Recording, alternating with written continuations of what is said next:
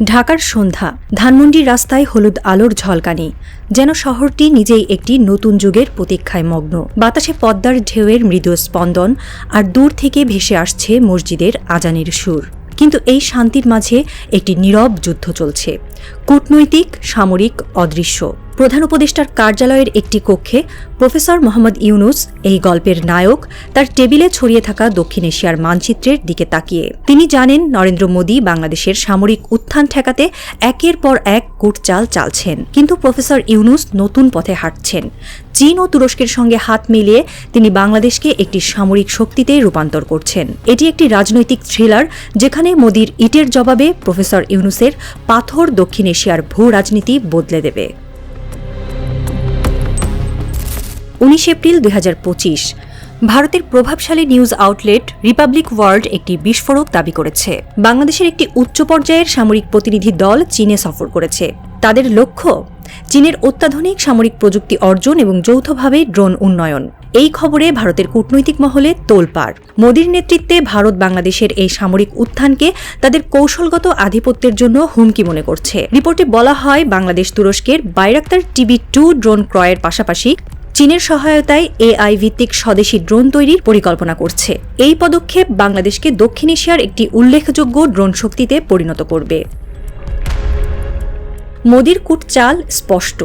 তিনি বাংলাদেশকে ভারতের প্রভাবের কক্ষপথে আটকে রাখতে চান। গত 15 বছর ধরে ভারত কানেক্টিভিটি, জ্বালানি রপ্তানি, অবকাঠামোতে সহযোগিতা দিয়েছে, কিন্তু সামরিক সহযোগিতায় ইচ্ছাকৃতভাবে পিছিয়ে থেকেছে। মোদী ভেবেছিলেন বাংলাদেশকে অর্থনৈতিকভাবে নির্ভরশীল রেখে তাদের সামরিক উচ্চাকাঙ্ক্ষা দমন করা যাবে, কিন্তু প্রফেসর ইউনুস তার এই পরিকল্পনা ভেস্তে দিয়েছেন। প্রফেসর ইউনুস, এই গল্পের নায়ক, বাংলাদেশের সামরিক শক্তি জাগ্রত করছেন। চীনের সঙ্গে সামরিক প্রযুক্তি হস্তান্তর এবং ড্রোন উন্নয়নের চুক্তি তার দূরদর্শিতার প্রমাণ। তুরস্কের বাইরাক্তার TB2 ড্রোন, যা আর্মেনিয়া আজারবাইজান যুদ্ধে নজির গড়েছে, ইতিমধ্যে বাংলাদেশের ভারত সীমান্তে সক্রিয়। চীনের সহায়তায় AI ভিত্তিক ড্রোন তৈরির পরিকল্পনা বাংলাদেশকে একটি আঞ্চলিক শক্তিতে রূপান্তর করছে। রিপোর্টে বলা হয়, চীনের নৌ ফ্রিগেট থেকে শুরু করে UAV উন্নয়ন, এসবের মাধ্যমে চীনার সামরিক দর্শন বাংলাদেশের সামরিক কার্যক্রমে প্রভাব বিস্তার করছে। প্রফেসর ইউনুসের এই পদক্ষেপ মোদীর জন্য একটি কৌশলগত ধাক্কা। তিনি বুঝেছেন সামরিক শক্তি ছাড়া কৌশলগত স্বাধীনতা অর্জন সম্ভব নয়।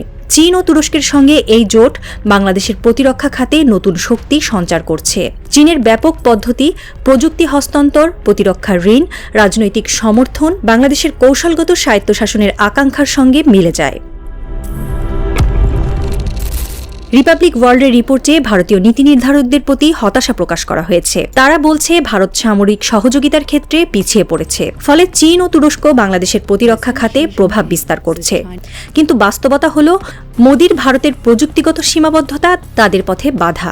ভারত নিজেই রাশিয়া, ইসরায়েল, ফ্রান্স সহ বিভিন্ন দেশ থেকে অস্ত্র আমদানি করে। তাদের তেজস ফাইটার জেট 2009 সালে চালু হলেও 16 বছর পরও প্রথম ব্যাচের উৎপাদন সম্পূর্ণ হয়নি। এই দুর্বলতার কারণে মোদী বাংলাদেশকে অত্যাধুনিক প্রযুক্তি দিতে ব্যর্থ। অন্যদিকে চীন ও তুরস্ক বিশ্বের শীর্ষ অস্ত্র উৎপাদক। তুরস্কের ড্রোন প্রযুক্তি যুদ্ধক্ষেত্রে পরীক্ষিত, চীনের প্রযুক্তি বিশ্বমানের। বাংলাদেশ এই দুই শক্তির সঙ্গে হাত মিলিয়ে নিজেকে একটি সামরিক হাবে রূপান্তর করছে। মোদীর কূটচাল বাংলাদেশকে অর্থনৈতিকভাবে নিয়ন্ত্রণ করে তাদের সামরিক উচ্চাকাঙ্ক্ষা দমন এখন ব্যর্থ। মোদীর জন্য এটি একটি কৌশলগত বিপর্যয়। বাংলাদেশের ভারত সীমান্তে তুরস্কের ড্রোন সক্রিয়। চীনের প্রযুক্তি এলে বাংলাদেশ ভারতের চিকেন স্নেকের কাছে একটি নতুন শক্তি হয়ে উঠবে। ভারতীয় মিডিয়া এখন মোদীর নীতি নির্ধারকদের দায়ী করছে। তারা বলছে ভারতের পূর্বাঞ্চলীয় নিরাপত্তা নীতি পুনর্বিবেচনার প্রয়োজন। বাংলাদেশের সঙ্গে উচ্চ মূল্যের সামরিক সহযোগিতা, যৌথ মহড়া, প্রযুক্তি শেয়ারিংয়ের মাধ্যমে সম্পর্ক পুনরুদ্ধার জরুরি। কিন্তু প্রশ্ন হল, মোদীর কাছে কি আছে অফার করার?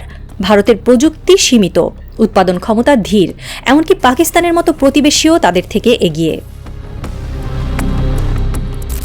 প্রফেসর ইউনুস বাংলাদেশের সামরিক শক্তি জাগ্রত করছেন। চীনের সঙ্গে সামরিক প্রযুক্তি হস্তান্তর এবং ড্রোন উন্নয়নের চুক্তি তার কৌশলগত দৃষ্টিভঙ্গির প্রমাণ। তুরস্কের ড্রোন ক্রয় এবং চীনের সহায়তায় AI ভিত্তিক ড্রোন তৈরির পরিকল্পনা বাংলাদেশকে আঞ্চলিক রাজনীতিতে নতুন মাত্রা দেবে। প্রফেসর ইউনুস কেবল প্রতিরক্ষা খাতকে শক্তিশালী করছেন না, তিনি বাংলাদেশের স্বাধীন পরিচয় প্রতিষ্ঠা করছেন। তিনি মোদীর কূটচালের বিরুদ্ধে পাথর ছুঁড়ছেন।